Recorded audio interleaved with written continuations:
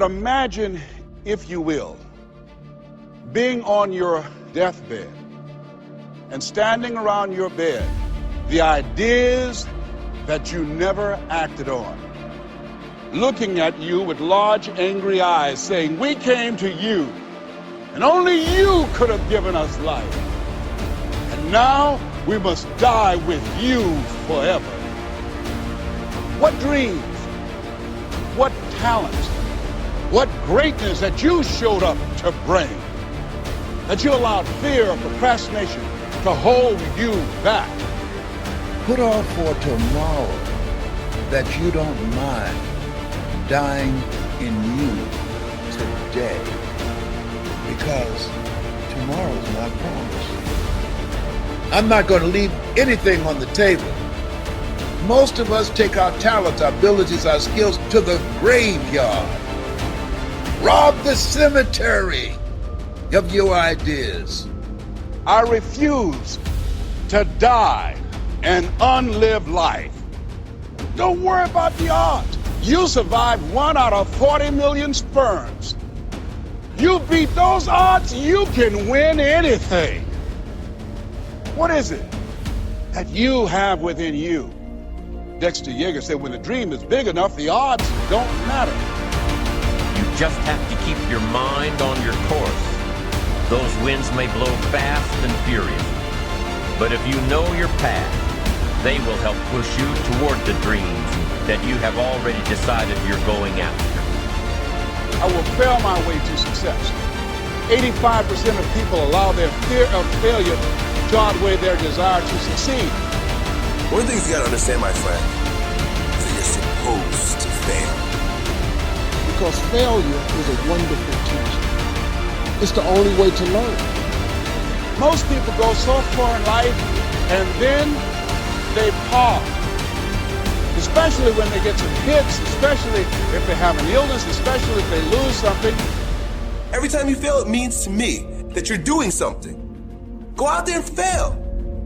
Because it says so much about your character and it adds so much to who you're becoming.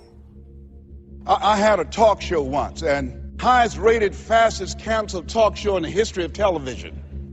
When they canceled the show, I canceled myself. I told myself, Les, you can't succeed in television.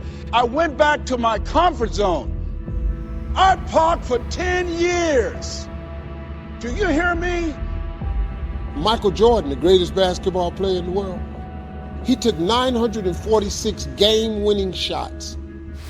He has missed over 700 times. So guess what? When you get through failing, all you got to do is make one. You just need a hit, man. You got to take some actions, make some mistakes, fall down, allow yourself to fail. Failure is only failure if you don't learn something from it. Keep going. You're supposed to fail. Shit, who you know that gets it right all the time? That's impossible. Matter of fact, when you fail, be glad about it. Love it for what it is, because if you didn't fail, you'd never be able to appreciate success. It doesn't matter how many times I fail. I don't care what people say. I don't care what they think. This is something that I want that gives my life meaning and value. It's necessary that you have the mindset that I can do this. It was Osborne who said, unless you attempt to do something beyond that which you've already mastered, you will never grow. Take charge of your own life. Take charge of your own conversation. Take charge of your own possibility.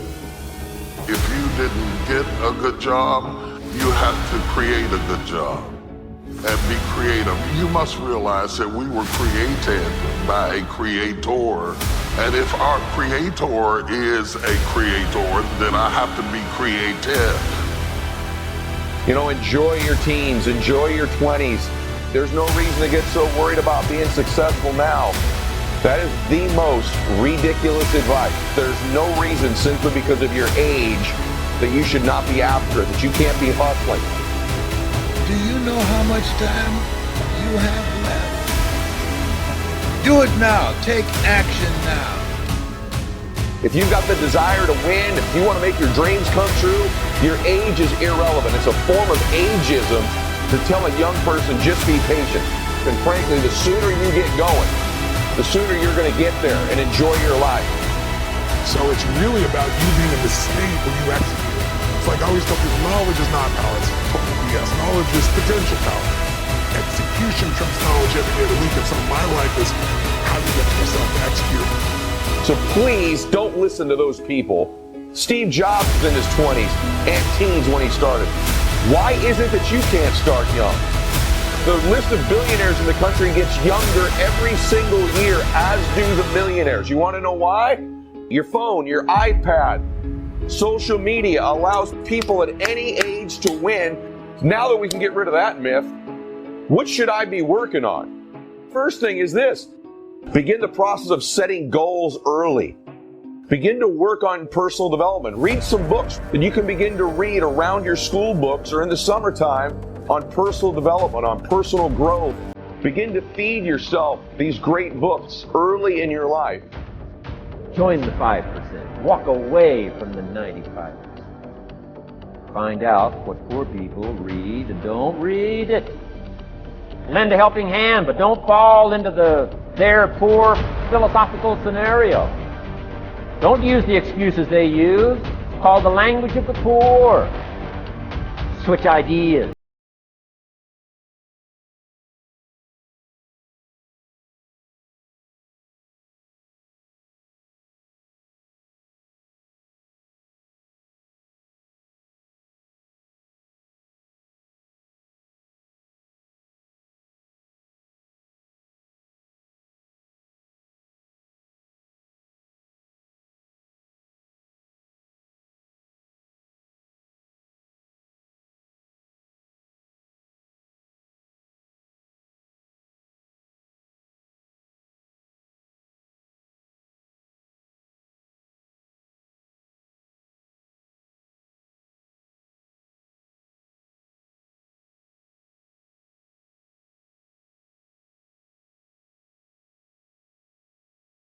I never inherited anything. I mean, my father gave me a watch.